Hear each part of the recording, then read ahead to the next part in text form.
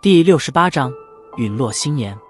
狭窄的山洞之中，药老望着那闭目转化斗气的萧炎，手掌揉了揉泛红的老眼。他心中清楚，萧炎会选择这种危险的功法，也有着他的几分原因在其中。苍老的心灵中勇气点点暖意，仰天低叹了一声，呢喃道：“放心吧，我一定会把你培养成最杰出的炼药师。”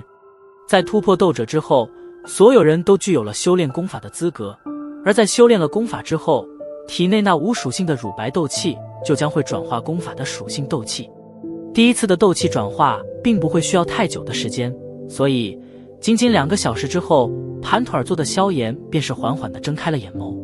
修炼了斗气功法之后，萧炎看上去较之以前似乎要显得更精神了一些，清秀的脸庞上泛着点点温玉般的光泽，看上去精神抖擞。眨了眨眼皮，